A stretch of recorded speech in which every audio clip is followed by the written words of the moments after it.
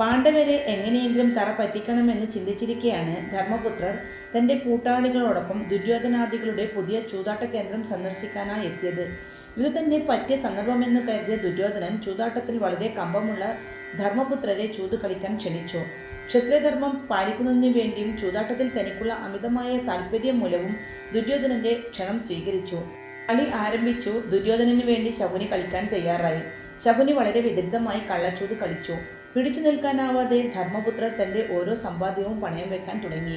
ആദ്യം തൻ്റെ സമ്പത്തുകൾ, പിന്നെ രാജ്യം, തൻ്റെ സഹോദരർ, അവസാനം തൻ്റെ പത്നിയെപ്പോലും അയാൾ പണയം വെച്ചു.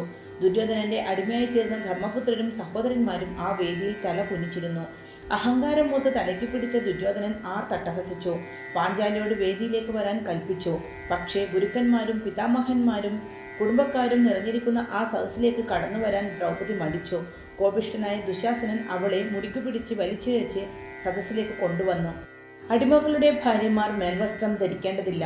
ദുര്യോധനന്റെ കൽപ്പനയനുസരിച്ച് ദുശാസനൻ പാഞ്ചാലിയുടെ ചേല വലിച്ചുരാൻ തുടങ്ങി. എത്രയൊക്കെ എതിർത്തിട്ടും തടയാനാവാതെ വന്ന അവൾ തൻ്റെ ഭർത്താക്കന്മാരെ വിളിച്ച് കേണപേക്ഷിച്ചു. വീരശൂര പരാക്രമികളായിരുന്നിട്ടും അവർക്ക് 5 പേർക്കും ദ്രൗപദിയുടെ മാനം കാക്കാൻ കഴിഞ്ഞില്ല. നിസ്സഹായരായി തലകുനിച്ചിരിക്കാനേ അവർക്കായുള്ളൂ. അവസാനം പാഞ്ചാലി കൃഷ്ണനെ വിളിച്ചപേക്ഷിച്ചു. കണ്ണാ, രക്ഷിക്കൂ കണ്ണാ. പാഞ്ചാലിയുടെ കരച്ചിൽ സഭാതലം മുഴുവൻ മുഴങ്ങിക്കേട്ടു. പക്ഷേ ആരും അനങ്ങിയില്ല. പെട്ടെന്ന് പാഞ്ചാലിയുടെ ചേല വളരാൻ തുടങ്ങി. ചേല അഴിക്കുംതോറും അത് വീണ്ടും ചുറ്റിക്കൊണ്ടേയിരുന്നു. ചേല അഴിച്ചഴിച്ച് ദുശാസനന്റെ കൈ കുഴഞ്ഞു. അവസാനം അയാൾ സഭയിൽ മയങ്ങി വീണു. ശ്രീകൃഷ്ണ ഭഗവാന്റെ കാരുണ്യം മനസ്സിലാക്കിയ സഭാവാസികൾ മുഴുവൻ പേരും കൃഷ്ണനെ സ്തുതിച്ചു.